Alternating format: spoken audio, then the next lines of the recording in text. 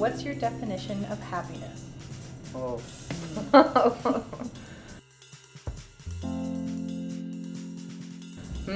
My definition of happiness is probably, it's a really hard question.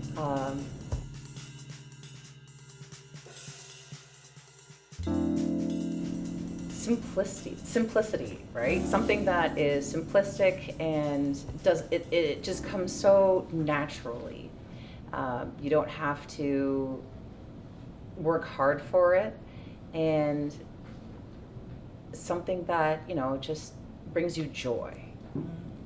So like, beading or doing art or being with my kids, it's so simple and you don't have to work hard for it. So that's my answer. Yeah. When you said joy, I was like, oh, that really resonates with me.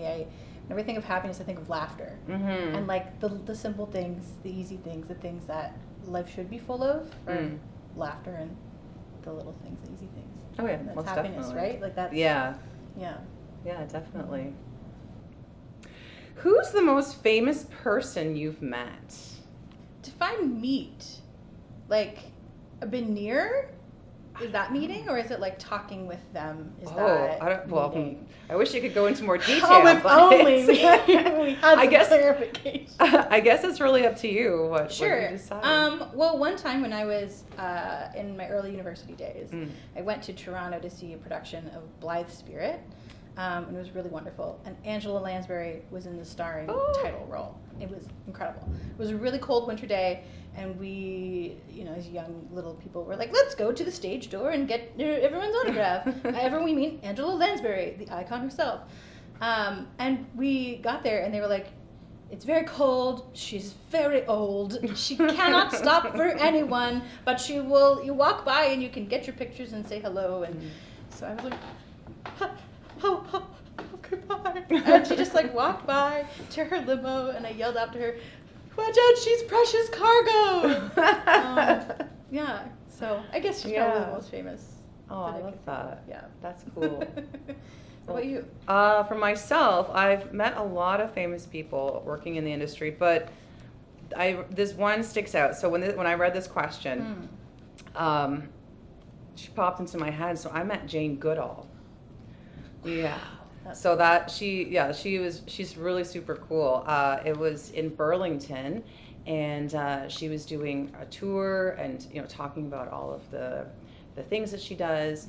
And she was coming along on the balcony, and she was just shaking everyone's hand, and I was next, and then I shook her hand, and then I introduced her to my partner at the time, and I touched her elbow, and it was so soft. Oh, it would be. It was so soft, and I just remember that of her. Her spirit was so soft, her voice was soft, and her elbow was soft. Softness everywhere. Yeah. Oh, that's so sweet. Yeah, so that's I would say the most famous person. That's pretty famous. Yeah. That's great. Yeah. That's like Can you share a time when you experienced a microaggression? I don't have one that's popping out to me because that's micro necessarily. But I have one that happened to my dad. And he's a very proud guy. And I think a lot of times it doesn't happen to me because I am very aware, and safety is a priority for me, especially as a woman and just in the world. And so my dad, who's just like this cool 6-year-old guy, he's a little bit more sometimes loud in public spaces and just no matter who's on the other receiving end. And so he went to a Wendy's once, he showed them a status card, and it escalated, and there was yelling, and they were just not going to honor it, and they were like, no. My dad was like, I'm leaving. I'm never going to Wendy's again. It's been probably 5 years. I think I tweeted about it, and then Wendy's was like, we'll try to fix it. And my dad was like, I'm not going to Wendy's again. He got a call from Wendy's corporate. Really? And they were like, hey, my guy, sorry. And he was like, no. So, wow. Yeah. He's a brave guy. He was like, I am unacceptable. And if that had happened to me probably in public, I wouldn't have been as good at handling it. I think I'd be like, okay, bye. Mm-hmm. But He's an inspiring kind of guy. Yeah, he really took a microaggression. He said, "Not today, not ever." So, yeah. Crazy. Mm-hmm. Oh, wow. Your dad's cool. I know. Cam's a good dude. Shout out to Cam. Love you, Dad. All right. As you were talking, one popped into my mind, and it was I was at a concert. So I love to go to festivals because I love music. Yeah. And so I was with my friends, and we were trying to get to the front or closest to the front, because that's what everyone does. Everyone just like, ooh, they push themselves to the front. So I'm going to the front with my friends, and I accidentally walk between a girl and her friend, and for some reason, this girl decides to kick me. Like, she just hoofs me front forward, and I was just like, I'm sorry, we're at a festival. Like, I didn't, okay, well, like, we're all trying to get ahead. It's a great show. It's one of our favorite artists. Like, so I was like, oh, she's having a bad day. So, girl. Yeah. Yeah. So, I don't know. That was a microaggression right there. Yeah. I didn't have it. Wasn't having it. Good for you. So yeah. we just kept going. Yeah. Turn around and be like, ooh, what was that? Run away. Yeah. Run to the front. Yeah, Run to the better that's space. right. That's right. You won in the end. I did, because I didn't turn around and pop her one. Exactly. Okay. I'm going to do this one. What's the most important piece of advice you can give to anyone who is thinking of moving to Hamilton? That's so tough. Like, what are their priorities? What are they looking for in Hamilton? Totally. Right? Like, the best advice is always look behind you when you're driving, because you never know when a biker is going to come flying by. Yes. Oh, bike lanes. Learn the one-way streets. Like, read the street signs and don't go through the red lights, because you're gonna get caught. Yes. Like, no matter what. That's so true. That's like the best advice I can give, because that's, That's a good one. Yeah. Yeah. Or just don't have a car. Just take transit. Transit's fine here. Yeah, it's not bad. Yeah. I'd say just that Hamilton's not scary. I think Hamilton has a weird reputation. Not a bad one, not a good one, just a weird reputation. But I think once you embrace the weird, everything's totally fine. And I think some people get scared by weird, they get put off by weird, they get confused. One of my favorite things about Hamilton's way that it tries to market itself is one of its slogans is the ambitious city. I think that's so true in all aspects. I think it's it's just gonna get there. It's trying hard to get there. It's just it's the little Hamilton that almost could. There. Yes, it's perpetually just trying. Yeah, and I love that grit about it. And that's not something that I want to see scrubbed out. Growing up here, I think it's what makes people down to earth and real people. So, yeah, don't be scared of a little grit. And what? You come home to brush it off. You're good. Yeah, exactly. Put your clothes in the laundry. You're fine. I'm home. I got a layer of Hamilton on me. Yeah, you're good. Shake it off. You're good. Or absorb it. Yeah. And then become one with. Become one with the city. Yeah. Ooh, safe space for BIPOC artists in Hamilton. For me, the safest spaces I've found have been art spaces. They're often the most accepting. They're often the most open-minded. Yeah. I think there's also a surprising amount of support in some of the bigger institutions. I think a lot of the infrastructure in Hamilton is getting better and better every year in supporting all kinds of folks, including infrastructure in institutions who historically haven't been good at that. I think they're getting better and better. I've been lucky to be, a part of some of that at Theatre Aquarius recently. Right. Yeah. Yes, absolutely. So I just see firsthand how a safe space for folks like us and other folks really can impact someone's work and life. And I'd say the more you can get involved in the arts and meet people and network and just hang out. A lot of safe spaces are all around. I think the staircase is a really great place for that. They've always been such a champion of voices. I think programming by the Hamilton Fringe is always really amazing. Yeah, such a loving community. I feel like it's really in abundance here. Yeah. But like maybe quietly so sometimes. If you don't know where to look, you don't know where to look. Yeah. Right? Well, just to tag on to that, I think the It's Your Festival. Yeah. Right? They've had even like an Indigenous stage. So I've had some friends perform on there before. But speaking from my perspective is I've always been part of the theater group. So like the musical theaters, you know, like Hamilton Theater. And I've always felt like safe there as well. Yeah. Like they give everyone opportunity. And so, you know, like a great place for us crazies to sing and dance. So we love to do. Yeah, exactly. Yeah, and of course you mentioned Theater Aquarius, so like let's double mention them. Yeah. Because they're a great Doubling one. Down. Yeah, exactly. Yeah, for sure. All right, so here you go. Thank you. All right. An unsafe space for BIPOC people in Hamilton. The opposite.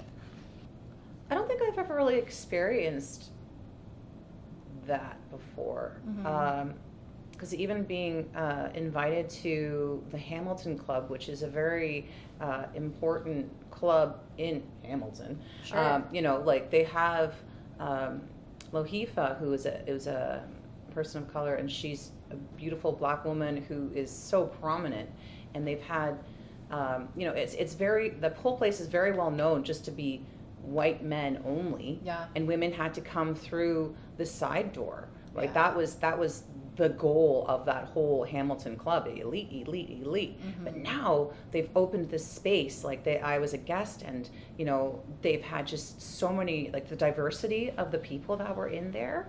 It's just like it's taking leaps and bounds. So if a place like that, where you know your local politicians hang out, you know your local zillionaires hang out, right? Like if that place like that has the capacity to share BIPOC awareness, right? Like I can't think of anywhere else in Hamilton that would be that much of a challenge. Totally. Yeah. Yeah, that's pretty amazing. Yeah. To hear your experience. Yeah. I can't think of like places, like unsafe places, but I think in any community, I'm always wary of people who position themselves next to BIPOC leaders and BIPOC folk who are doing really cool things and are supporting them. But my question is always, where does that support end or go? Or is it an image thing? Is it a performative thing? So that's what I personally am always wary of. Right, like the virtual signaling. So much of that I find just in any community. But it's not a Hamilton issue, but it's something that that's the unsafeness I've seen is the advantage taking. Right, of course, Yeah, I've noticed that as well, especially with politicians. So you know, like getting your token native to come along. Exactly. Like, if you're asked to join a project, just to be that one voice in the room. But not even have a voice. Exactly. Just to have a warm seat. Yeah, the performative, like, oh, it looks like you have something to say, and it looks like you're signing off on this, but really, there's really nothing happening. Yeah. What's that called when you take over someone's culture? It's like cultural appropriation. Yeah. So even like some of our cultural days are being appropriated, right? Like Orange Shirt Day used to be all about us, and now it's about truth and reconciliation, and the government's coming in and taking over this truth and reconciliation thing. So it's like, well, is it our day, or is it the government saying, hey, we're here? Yeah. But, look, we're doing it. Yeah, we're doing it, but it's like, but I don't think you're doing it. Yeah. You're just near to it. Yeah, exactly. And also, taking advantage of the work that's already happening. Yeah, and continuing without you. Yeah. So. Yeah, exactly. Yeah, I'd say that's, just the unsafety in relationship. Yeah, and being able to talk to the community and seeing their needs on their days, you know, that's important. Totally. Yeah. Oh, there's still some more. Huh? It's like a fortune cookie. Mary Poppins bag, never ending. They just keep growing in here. What's something that needs to change immediately in this city? Immediately. Oh, man. So many things. I know, popped in my brain. right? It's like immediately, I think is the like shrinkage of third space, the shrinkage of public space, of access for folks to have space to be people. That's not corporate or commodified or owned. That is a really big one that always pops in my brain. Affordable housing. Health and wellness increased across the board for everything. So like a lot. It's overwhelming the Rolodex in my brain. That's good. Yeah, like, right. What do we fix immediately? Yeah, exactly. Yeah, it's a lot. Yeah. I think even the tent cities that have been popping up, that's an important one because like where was I? I was downtown and they were just clearing out this one whole park, just tearing it down. I was like, where are these people gonna go? Nowhere. Exactly. Yeah, to a different park. Yeah. Because all the space is being eliminated and they're being criminalized for something that's not their fault. Yeah, exactly. So I think that would be a really important one. 100%. Yeah. Unfortunate. Can you share your favorite memory from childhood of your time in Hamilton? So again, it's going to go with music. So when I was smaller, my mom took me to see this artist at the Hamilton place. His name is Helmut Lotti, and he's a classical singer, but he also has like this voice that he sings. He sounds like Elvis. Whoa! Right? Yeah. So he had this great impersonation of Elvis, and I was so excited to go, and we got lower seats, and you can bring flowers for the artist. So I went up and I brought the flower to the artist, to Helmut Lotti, and he comes and he bends down. He's like, "Hello, little girl." And it wasn't as creepy at the time, but it was like he's like, "Hello," and he takes his flower and he thanks me, and I'll never forget that because I was just like, "Oh, you're so cool! Like I want to be like you when I grow up," and I'm still trying, but I don't think I'll have the Elvis impersonation going for me. You got it in the bag. Just keep working on it. Just keep working on it. I think that's uncanny. I think that's really good. I don't know, so many incredible memories. A lot of them like attending cool events and theater and music but one that is maybe less cool, but one of my favorites is back when everyone was like, Hamilton is super yucky, before everyone started moving into our houses. I, in grade 8, decided to do the city of Hamilton as my Heritage Fair project. Wow. Because I have always loved Hamilton. I loved it before it was cool. I loved it when it was weird. And I just, vividly remember researching this project. I, went to the archives at the downtown library. I, leafed through little books. I'm just in my grade 8 vibes, just, my side bangs, just looking through stuff. And I have this photo of myself. I ended up going to, not provincials, but the cities at DeFasco. And I had this big backer board that I painted the city of Hamilton flag. And I had all this information. And I snuck in some information on ghosts in it, because that's who I am. And I just tried to gather every little bit of Hamilton that I love into something that people could love. Because I just love this place and the people that live here. So my biggest memory is just being kind of obsessed in a little bit of a weird way. With where I grew up. Yeah. That's so nice. Yeah, and I have this picture of me standing in front of it like this. So proud. So proud. Just really excited to be here. Yeah. The side bangs. Yes, of course with the side bangs. How else? Yeah. Yeah. Oh, that's pretty. So just being a big fan. Yeah. A big cheesing fan. What's your favorite non-sexual alone activity? Watching TV, but specifically this weekend, beading while I'm watching TV. Mm-hmm. I just did a ton of beading on the weekend. I can't stop watching Curb Your Enthusiasm. It's not a problem, Mom. Don't be worried. It's fine. It's good, actually. Yeah, I love watching TV, and I love watching with people, but I watch a lot of it. I really am a binge TV watcher, so I can get through more of it on my own than I can with other people. So I love watching TV by myself. Yeah. So in reference to the previous questions, you would have said, "Oh, I like TV more than movies and music," exactly. right? Yeah. See, I call that. Okay, so my favorite non-sexual alone activity is also working with my hands. So what I like to do is I actually make dreads. No way. Yeah, so I make dreads and I sell them, and maybe it was like 4 years ago I started getting into it, but I know that like my nation, so Cree Nation, had dreads because you can see it in the pictures. So I started making them and I put them in my hair, and I had like a lot of clients, and then pandemic hits, and then you have less clients, but I still sold them. So that's my art that I like to do. And watch TV while I'm doing it, right? You just you get your hands going, and you're watching your favorite show or whatever. Yeah.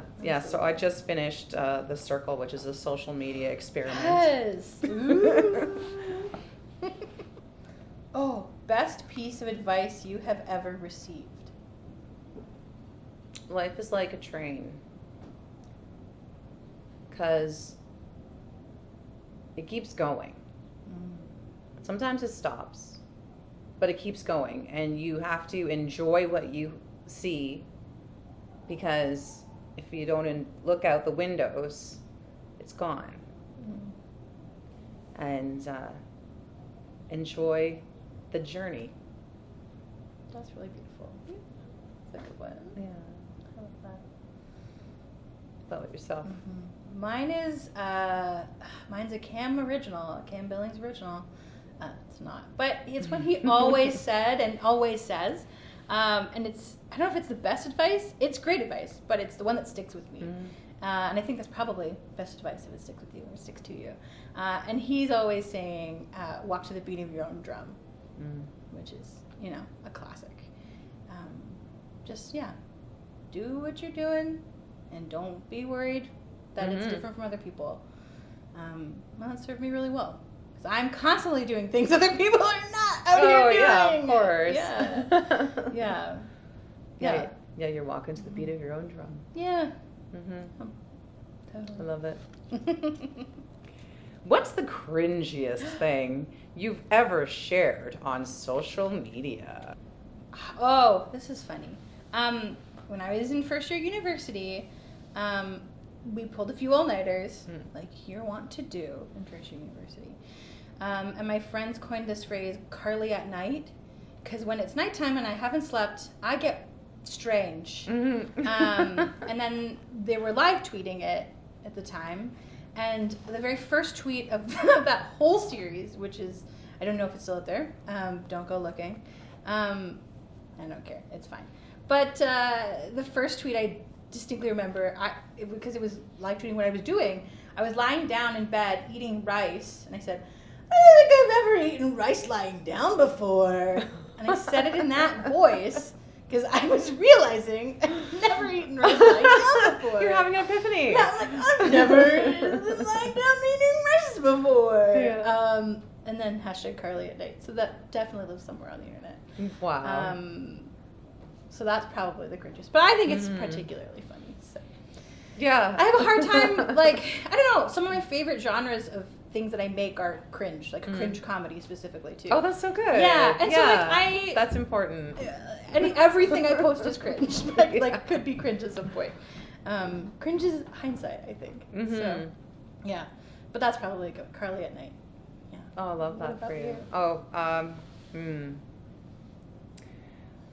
Okay, so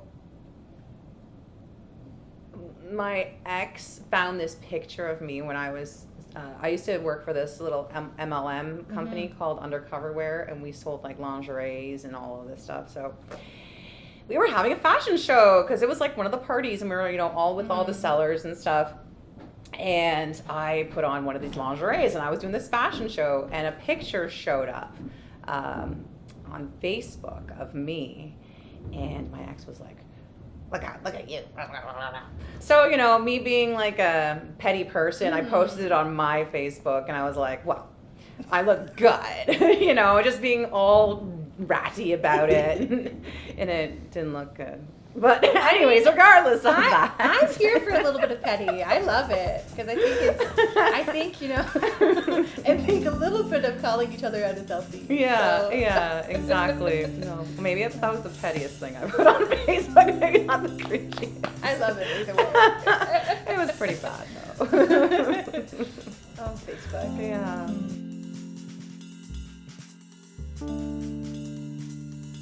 Follow my social medias. They're all at Ms. Carly Billings.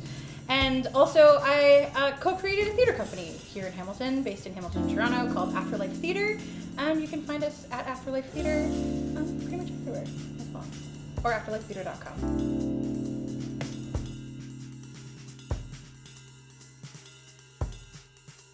So I am a vocal coach. I've been teaching for over 20 years. My Instagram is at Voice of Amber Studio. I also sell a lot of crafts, and I also do ceremonial singing and hand drumming. So if you need me, Instagram at Voice of Amber Studio.